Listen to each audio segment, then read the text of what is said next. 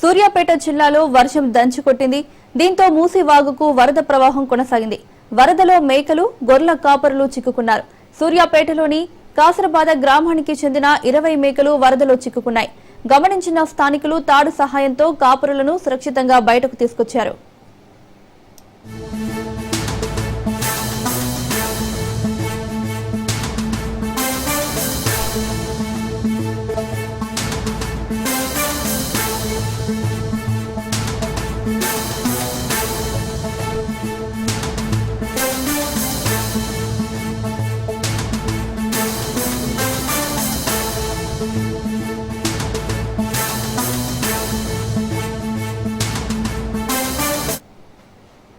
సూర్యాపేట జిల్లాలో వర్షం దంచికొట్టింది.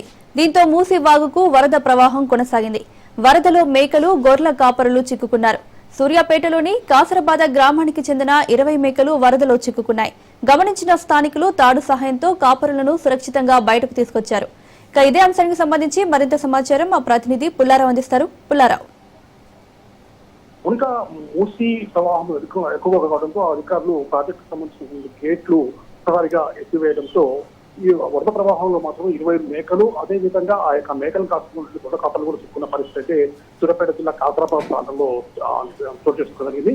కాసరాబాద్ ప్రాంతానికి సంబంధించినటువంటి రాములు, సోమమ్మ దంపతులు వారికి ఉన్నటువంటి 20 మేకలను తీసుకుని మేతకు వెళ్లి ఆ మూసీ వాగు సమీపంలో వాళ్ళు మేపుతుండగా ఒక్కసారిగా ఆ యొక్క గేట్లు ఎత్తివేయడంతో ప్రవాహం అనేది వారిని చుట్టుపక్కల పరిస్థితి నెలకొంది. పోతూ ఆ యొక్క వరద ప్రవాహంలో వారు చిక్కుకున్న తర్వాత వాళ్ళు బయటికి రాలేనటువంటి పరిస్థితిలో ఉన్నారు. ఈ విషయాన్ని గమనించినటువంటి స్థానికులు ఆ యొక్క సోమమ్మను, అదేవిధంగా రాముల్ని ఇద్దరిని కూడా తాడు సహాయంతో మాత్రమే బయటికి లాగలేరు. అదేవిధంగా వాళ్ళకు ఉన్నటువంటి 20 మేకల్లో 3 మేకలు అనేవి కొట్టుకుని పోవడం జరిగింది. అదేవిధంగా మిగతా ఉన్నటువంటి మేకలు మాత్రం ఆ యొక్క వరద ప్రభావంలో ఉన్న పరిస్థితి ఉంది.